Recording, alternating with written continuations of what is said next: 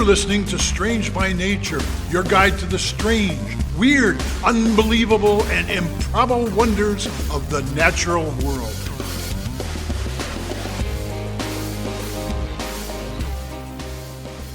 Hello, everyone. Thanks for being here today. I am Kirk Mona, and I am joined today by Rachel Ginza and Victoria Thompson. We are all professional naturalists who together have scoured the world for weird and wonderful wonders just to please your mammalian brain's desire for novelty. Isn't that nice? Let's do this. Hey, everybody, welcome back to the show. Good to see you. Yay! Oh, good to be seen. Oh my gosh. Excited to be here. Oh, yeah. It's always Woo! fun. Me too. Well, I've got a topic that may feel kind of close to home for you today. Ooh. Okay. I want you to tell me what you know about garlic mustard and your feelings about it. Okay. I have several How long do feelings we about have? it. Yes. How long do we have? Some people aren't going to even know what this is. Yeah. Okay. So 30 on one seconds, Rachel, side, go. I appreciate that it is so prolific and that it tastes lovely when you get it at the right point and how useful and versatile it is. On the other, when we pull it, really easy to pull, right? Super easy. Like there's barely any roots. On the other side, those seeds get everywhere. If you are pulling at the wrong time of year and you're trying to prevent seeds from getting man. everywhere, good luck. You'll make it worse. Yeah. Mhm. Yes. My feelings are that it smells nice. Mhm. Obviously brought to this country as a culinary herb for people who don't know what it is. And I'm not a huge fan because it's taking over the forests Yeah. where I work. Yeah, don't I love will that. say though, I have mixed feelings on it because to me, it's not like it's taking over and pushing out plants that are there. It tends to mostly, it seems like, take over areas where earthworms have come through and already killed everything else off. So it's like it's taking advantage of an empty niche in nature. So it's like, I don't begrudge the plant really like utilizing a big empty spot of nice, rich black soil that literally nothing else is growing in because nothing else will grow there anymore. So, I mean, I have complex feelings. It's taking the opportunity. It's not pushing anything out, but at the same time, it's also taking over. Yeah. Well, Yep. Good observation, Kirk. We will come back to the earthworms. Okay.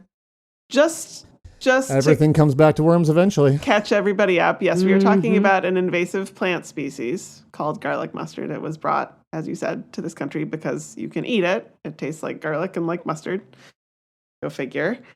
Well, it turns out it Great may pesto. actually, great pesto. Rachel, you were talking about pulling garlic mustard. That is something that is frequently done at the kind of nature centers that we work at and in all kinds of managed woodlands. places, yeah. Right. It turns out it may actually be better to leave the garlic mustard alone. Really? Yes. I'm So intrigued. Do explain. There's a conservation biologist at Cornell University named Dr. Bernd Blasi, and he has Great been name. doing research on invasive species for decades. He studies garlic mustard along with purple loosestrife, water chestnut, Japanese knotweed, and the reed Phragmites, which are some That's pretty some big heavy ones. hitters in the Those are hard hard ones. We've talked about It's a Japanese veritable knotweed here who's before. who of invasive plants. Oof. Yeah. He also, he researches, among other things, biological controls for invasive species, which has been Cool, very yeah. successfully done for purple loosestrife. Which Oh, yeah. maybe we should. Did we talk about that on the show? I feel like we should talk about it We have sometime. not. It might be on my list. Maybe. Maybe next week. Okay. I won't do it then. And also, he looks at the various. I mean, I wasn't planning to particularly, but now I won't. It'll be. I'm just going to point out that just because we're saying that, it's going to be like 2 years before we get around to Yeah, talking about probably. it. You know that, right? Oh, 100%. Okay, just checking. Yeah, so he also studies various environmental factors that can increase or decrease the spread of invasive species. So now we're going to start talking about some ecosystems and some interactions, so things get a little complex. There's nothing simple in an ecosystem. No. A lot of people don't know this, but Kirk, you kind of alluded to this, but all the earthworms found in the northern United States are an invasive species, which I know you two know, but a lot of people just I don't. think there's technically a couple spots where there are some native earthworms in North America, but like for the most part, it's like mostly in the south, right? So the last more in the glaciation, the last glaciation basically scraped any earthworms that might have been there before away, and then kept it cold for like kept 2 it million cold, years. yes. Yeah. And Not a so, great time like for that. any life, let alone earthworms. Yeah, basically anywhere north of like Pennsylvania did not have any earthworms until European colonists arrived, bringing their earthworms with them. And earthworms disturb ecosystems, particularly forest ecosystems. One of the things they do... Boy, howdy, do they ever. Yeah, they sure do. They eat up the fallen leaves at a very quick rate. This is called the duff layer. And North American forest... Oh, yeah, duff layer. Duff layer. That's a Simpsons reference. Okay. That's Sorry. Go on. Did not catch that. I mean, the beer is glad duff, right? Rachel's laughing. Yes. Okay. Moving on. Right. Yeah. That's all it was. Yeah. Duff man. So, North American forest plants evolved with this thick duff layer, and many of them struggle to survive when that is taken away by earthworms eating it all. And the worms also change the way nutrients are available in the soil, which favors non-native species. And, all of this means that earthworms make forests in general much more hospitable to invaders. And these invaders are usually plants that co-evolved with earthworms the way our native species did not. Also, I did not know this. Deer spread earthworms and make their numbers increase in areas that they already exist. Really? Yes. There's been so? research done in various places, including some University of Minnesota researchers who did a bunch of exclusion plots in, I think, northern Wisconsin. So that's areas of the forest that they fence off to deer, and then they compare them with similar areas that are not fenced off. Yep. And they found this. So these experiments take place over, decades, really. And they have found that the unfenced areas have not zero earthworms. The fenced areas have not zero earthworms, but the unfenced areas have much higher numbers of earthworms than the fenced areas. The areas where the deer are have much higher numbers. Okay. Do they know why? Like what the mechanism is? No, nobody knows for sure. And there are two main hypotheses. One is that the deer poop and pee are basically feeding the earthworms extra nutrients going into the soil. Okay. Okay, maybe. Yeah. Maybe. Two is deer eating plants, browsing on the plants, make the plants send more energy to growing their roots, and the roots provide extra nutrients for the worms. But it could be some other factor that hasn't been thought of. Yeah. More studies needed. More studies needed. Yeah. Combination of the two. But so now we're getting back to garlic mustard. As you mentioned, garlic mustard really takes over in areas where earthworms have already invaded significantly. Definitely. Yeah. Right. It also turns out, and earthworms are linked to the presence of deer. It also turns out, based on Barron's research, that pulling garlic mustard is actually counterproductive. So he did some experiments and he showed the following. Okay. Yes, in areas where garlic mustard was present. So if you have an area where garlic mustard's present, but you exclude the deer, or there are only small numbers of deer, it does not crowd out the native plants. In areas where garlic mustard exists in large amounts but is left alone, it actually starts decreasing in abundance. And after 10 to 12 years, the remaining plants are small and they're not that common. They're not carpeting the forest the way they do at the beginning. Okay. In areas where garlic mustard was managed by pulling, the invasion just kind of kept going and stayed strong year after year, and the plants remained large, and they also covered a bigger area of the land. That is Great. so counterintuitive. Yes. Yep. And there are some other downsides to pulling garlic mustard. Namely, it removes nutrients from the ecosystem. And it brings people in to trample areas that they would not otherwise be trampling. Right? Right. Yeah. So, in Huh. conclusion, the best thing you can actually do to manage garlic mustard is to leave it alone and also kill as many deer as possible. Oh, okay. Yeah. Yeah. Wow. Yeah.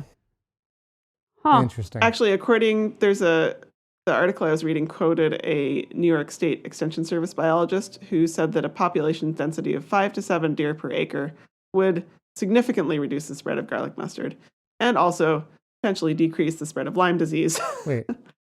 5 to 7 per acre? Yeah. That's still a Wow. lot. I don't know. So yeah. much deer. So many It still deer. seems like a lot. Like I'm going 5 to 7 per acre. Per square mile. Per Oh, square okay. mile. Yeah. Oh, That's okay. much better. Uh-huh. Much better. Thank you for calling me out on that. I was doing the math here. If it was 5 per acre, that would mean they were saying it would be approximately 18,500 deer in the park where I work, and that seems high. That does seem high. Oops. I will That say. is pretty Nope. high. Versus, Okay. Kirk, what would it be per square mile? At the park I work in, instead of 18,500, it's about 5.5 deer in the whole park. Was what would be recommended.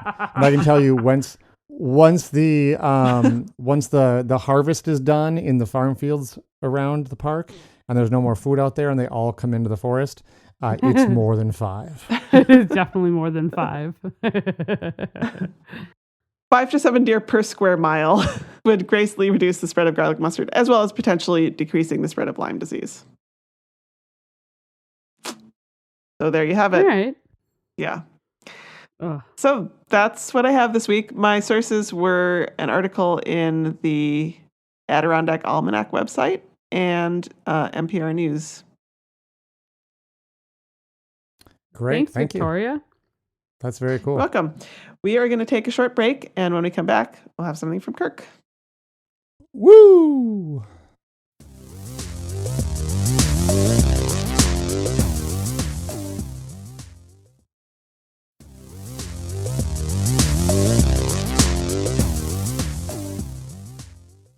Hey, welcome back, everybody. I want to start this week off by making sure we're all on the same page language-wise by giving a definition. I'm talking this week Okay. about cognition. Okay. So I might as well drag out the Oxford Dictionary here and say cognition is the mental action or process of acquiring knowledge and understanding through thought, experiences, and the senses. Or another definition could be, it is the acquisition, processing, storage, and use of information. That second Okay. definition sounds more Okay. like what I understand about cognition. Yes. Okay. Good. Yeah, it's a little bit cleaner definition. And Yeah. that's also sort of the general definition that's used in some of the biological sciences is the acquisition, processing, storage, and use of information. That's what we call cognition. It's not a word we use every day, so I wanted to get that out of the way. I'll also say, Rachel, I know I wanted to apologize. I've been apparently causing some existential crises in your brain. Absolutely. And this one's not going to help. Sorry. Great. So I'll add it to the tally. this is like a big topic. I'm gonna struggle to like get through and like try to cogently like sum this one up. But that idea of cognition seems pretty straightforward, right? It's just that we are getting, processing, storing, and using information. So Right. we can use our senses to acquire knowledge and understanding. It's a mental process too, though. So it's not just about the raw inputs. There has to be that sort of that mental piece in there, the use of the information and the storage of information. And so, as an example, like seeing 5 apples on the table and seeing 6 hungry people, that's just the visual input, right? Cognition would be like taking that information, maybe doing some math and realizing, oh, there aren't enough apples for everyone to have one. So we got 5 apples and 6 people, right? So that'd be like a very simplistic sort of like example of cognition, perhaps. Does that make sense? Yes. Yes. Great. Whew, we're on the same page still. So in the philosophy of mind, there's those who propose what we call the extended mind thesis. And I'm not even going to try to go down this long rabbit hole to fully explore all of Sounds this like because a rabbit hole. in the end, well, this sort of comes down to this philosophical debate. And we as humans created a concept called the mind. And that's not like a physical thing. That's a concept that we created. And then we spent decades arguing over what we mean when we say the word, the mind. And so we're debating over the meaning of a concept that we invented, which is like the most human thing ever. And because like in biology, it's almost, some would argue that there is no mind. Like there's a brain, there's a concept of like what a mind is. But some would argue that it's more of like a concept than an actual physical thing. Because it's a concept, though, we can have fun playing around at the squishy edges and poking them. And this is related to one of our favorite sayings in the show, that nature laughs at our little boxes. We put things in the nice, neat boxes, and then nature throws out examples that destroy the concept of where we thought the lines should be drawn. And my story this week is exactly that sort of thing. It makes us stop and consider where we draw the lines. I can already tell I'm going to hate this topic. I mentioned the extended mind thesis, and another word for this is extended cognition. So I think we can all agree on a general idea of what is part of cognition, but I ask you to consider the humble pen and paper. If I use my eyes to count the number of apples and the number of people and do the math in my head, that's certainly cognition. But what if there's like lots of food items and lots of people to keep track of? So I write the numbers down to help me remember them. I'm not storing those numbers in my brain, right? I'm offloading that task to the paper and the pen. Are those tools then part of my extended cognition? They are an extended part. Are they part of like an extended part of my mind, essentially? And what if the math is too difficult to keep track of in my head? Let's say it isn't apples I'm counting, but like calories, and I need to do more complicated math to figure out if there's enough calories in the table per person per serving. Well, now I'm using the pen and paper to help with my cognition of the math involved. Are the pen and paper part of my extended cognition? In a very real way, do these tools help me extend what it means to have a mind, and even extend what I'm able, Jesus. What I am able to conceive of. So the concept of extended cognition says yes. Now, like I said, I really don't want to go down the rabbit hole of whether or not extended cognition is valid.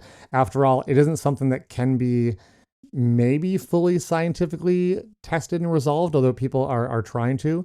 It's somewhat more of a philosophical debate over where you want to draw the lines around the definitions of mind and cognition. People are free to agree or disagree, but I think the implications are more interesting than the raw debate itself over the meaning of the term. So you're listening to a podcast right now, and the thoughts from my brain are spreading across the world and being heard by thousands of people.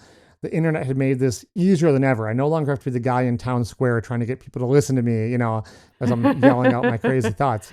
Like I can put my ideas out around the world, and I can ask questions too. I can store amazing amounts of memories in the form of lists and photos and essays online. In a very real way, the internet has become an extension of our minds. We can go to some place like Reddit, and we can appeal to the collective knowledge of humanity by asking a serious question in Ask Science.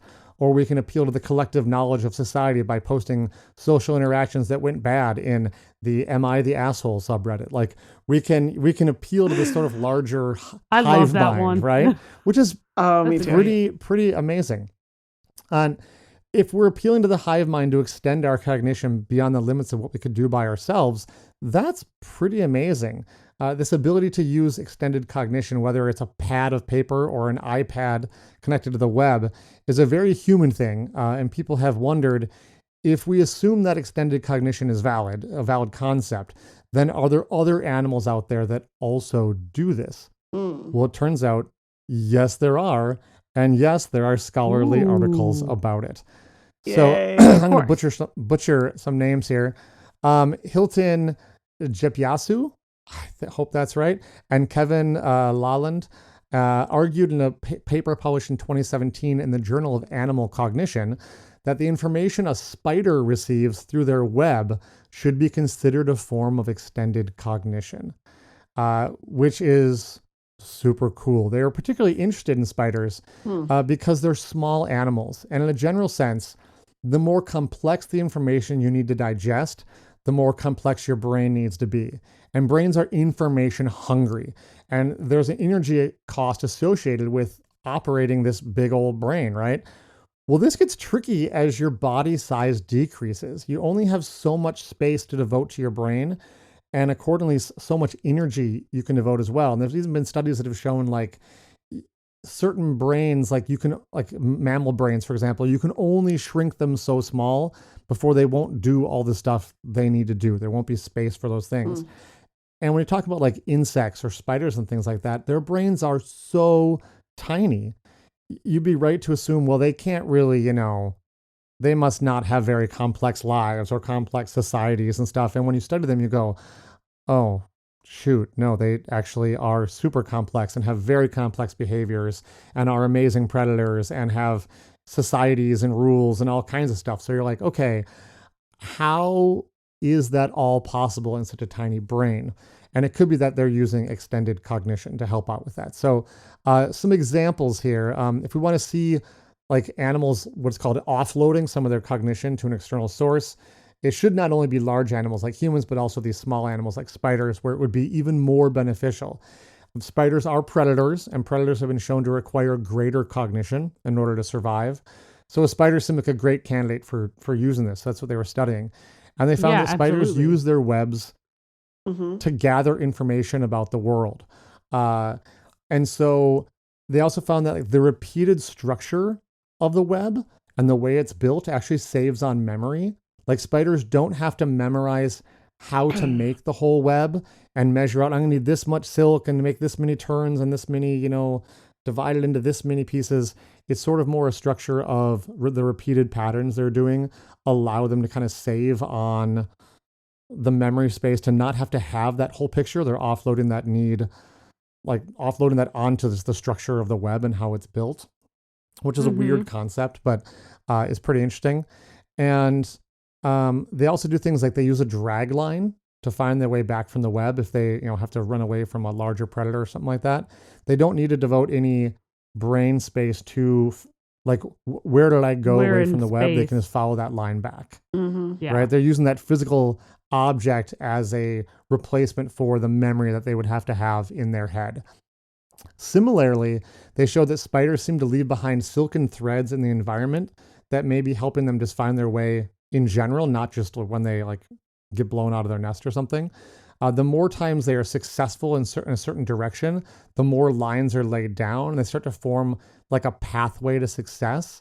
And we see this, I was thinking about it, I'm like, well, we see this in humans and other animals as well. Like if you have to walk through a field or even just like a lawn, we naturally take the well-worn path, just sort of almost subconsciously knowing that the collective experience of all those who came before us will have already worked out the best path through this field. We don't need to sit out and calculate it for ourselves. We just use the path, which has the collective, which is there, which is like a collective external form of cognition. So that load has been taken off of our brains. And it seems like spiders do this as well. So what you're saying is every time we walk through a forest path and we get spider webs in our face, we're messing. You could be. We're messing with the spider's navigation system. Possibly. I think some of those ones you get in your face are from spiders that are ballooning, so they're just like trying to, get to another space far away. But we could be sort of messing with spiders' cognition a bit by walking through all those. It sounds like. So one of the really cool things spiders do too is they have special sensors. I just got to talk about this because I was reading about it. They have special sensors on their legs that can not only detect vibrations on the web, but can filter out unimportant frequencies. There's actually like frequency filters on their legs. So like and wind. They can filter out, Yeah, they literally like filtering out the unimportant frequencies and only feeling the ones that like matter. And one thing that I had not realized is that prey doesn't actually even need to touch the web. The web vibrates with the air as like prey or flying prey approaches a web, like if they're flying toward it or even past it, and they can detect the vibrations from the wings of an insect as they're moving the air. So they can like literally feel the insect as it approaches the web, because the web vibrates from the air moving. And some spiders will actually jump out of the web and catch the prey that is simply passing by the web and not even getting caught, which is so cool. Terrifying. wild. Like I had no idea they could do that. That's so cool. Interestingly, the authors of the paper I was reading actually cite this as an amazing examples of how spiders gather information, but they don't consider it part of cognition because it's just raw information. And they're not using, in that sense, in that case, they're not using the web to like store information or like offload anything. They're just sort of like extending their senses, which I think is equally interesting and really cool. Either way, it's pretty incredible how they like extend their information gathering to an area much larger than their body using a tool rather than something that is actually part of their physical body, which again helps them because they're really, really small. So it seems like that the web really does work as almost like an extra sensory organ, but also as a way to like essentially keep track of information and make sense of their world, which is very cool. And, it may play a role in the spider's cognition, which might explain how these tiny animals can have such large and complicated cognition in such a tiny body. So I hope that made sense. It's this kind of cool idea that there's probably some animals out there that are extending their cognition beyond just their inner, workings of their mind in a similar way that humans do. It is kind of an area that is full of a lot of ongoing study, but I thought it was really kind of a fascinating thing. And spiders doing it is just also, spiders and how they use their webs is absolutely fascinating. The paper really I kind of mentioned before, but it's called Extended Spider Cognition. It was in the journal Animal Cognition in February 2017, and there's a lot of good information about it online. So if you want to know more about it, check it out. Oh, thanks. That's a really fascinating topic. Kirk. Yeah. Yeah. My brain hurts, but Yeah, obviously, I think someone could do an entire, like a lot of our things we talk about, you could probably do an entire podcast on just exploring what this all really means. I can only go so deep into it right now, but it's a really cool area of study, and it always blows my mind when you start to read about something. You go, this is not even something I realized people were studying, right? So there's so many cool niches out there in science that people are like, this is what I want to study, and it's so hard to keep up with everything that we're learning, but it's fun trying. I love trying. It's great. So, yeah. Well, speaking of loving trying, Rachel, are you going to try to entertain us with something amazing and brain breaking? Or I don't just know fun? if it's at least fun. Might be a little brain breaking. Well, we'll find out if our brains get broken after a tiny little break here.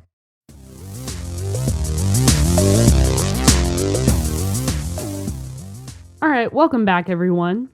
So, all right, both Kirk and Victoria, you both have children. Tell me. Yes. True. When they were babies, did you use baby talk? Oh, yeah. No. I mean, we did not. A little, probably. Yeah. Like, it's pretty common. So cute, you little thing. I mean, some of the little like cutesy stuff. I mean, people do a little bit. I know something that goes back in my family. I know, like I think my mom, when she was raising us, she'd be saying stuff, and one of her friends, I remember, remarked to her. He said, you talk to them like they're adults. You're not using all kinds of cutesy little things like this is when we're a little bit older, but it's like you're answering, questions and you're explaining things on a deep level, and you're not like talking down to them and stuff. And she was like, well, yeah. Yeah. And it's like, I think it was kind of how I took to heart too. It's like, when we had a baby, I was like, just kind of not being Mm-hmm. overly cutesy. I mean, I guess you are a little bit, you want to be animated to get their attention and stuff, but Oh, I yeah. think we kind of tried to, be more just have them have them live up to the expectations of the way we were treating them, maybe, if that makes sense. Mm-hmm. Yeah. That's kind of what I'm doing with my niece when I see her. It is very much like, all right, we're going to hang. But also she's like Yep. 5 months old. So, Yeah. I think you want them yeah. to hear all the sounds that are part of human communication. I know you should talk to Mhm. adults like babies, but now you're going to tell me that Oh like my there's God. some huge advantage to baby talk. No. Okay, great. Well, Well, I I will think- say, right? I mean, I have Right. heard that babies like tend to pay more attention to higher pitched sounds. Hmm. So And dogs. Yes. yeah. Dogs as well. So it's a pretty common thing in human culture to talk with babies in those higher pitches and with a lot more exaggeration when you are talking with said babies. And until recently, it was thought to only be a human trait. Oh, I saw this Oh. article. So enter our favorite, one of our favorite scientific journals, PNAS. And scientists, researchers at Yes. Woods Hole, including Layla Sahai. I'm so sorry. Nicole Hadid and et al. They were Man, et al. studying. Does so much research. It's amazing. Oh, right. I love Woods Hole. Now, What? what? It's a I don't great think you heard place. what I said. Clearly, it is a great place, but it's not what I said. Oh no. He said et I was al. making- Et al. Does so much great research. Yeah, but Woods Hole is great too. I gotta say, Excellent. That was perfect. Yeah. Okay. awesome. Carry on. Okay. Nothing to see here. So, no, not at all. They were studying whether they found something interesting with some parents of these aquatic mammals and found that they also use what is apparently called parentese. Yes. Apparently that's That what is it is the called, term of art. parentese. Wow. So it's been observed in a couple different spaces. This parentese. It's been observed in rhesus macaques, some squirrel monkeys, zebra finches, as well as gorillas. But now we can add one more to that list: bottlenose dolphins. All right. Exactly. That was weirdly. It sounded weirdly dolphinese when I said that. Beautiful. So, how dolphins communicate, we know that they use echolocation, but dolphins generally communicate with a series of clicks and whistles and sounds. But each individual, when they are in a pod or in their own little family, each Mhm. dolphin has a signature sound that functions very similarly to like someone calling your name. It's very distinct of, hey, I'm here, this is me, I'm right here. And it's, oh, Rachel's right here, Rachel's here, kind of thing, as Okay. we're in a group, as they're moving. And it's a very distinct like whistle.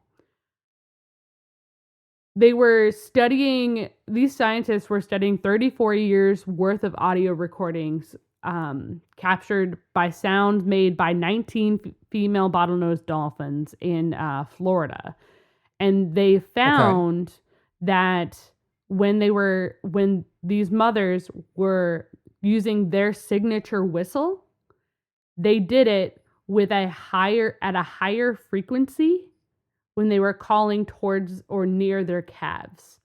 And they were using a wider range of frequency with their calves than when they were just with adults or not near their calves at all. Interesting. So like, oh, I'm going over here. Here I am. It's like, Kind of thing. baby, here I am. Hi, honey. Come on over. I'm right here. Over here.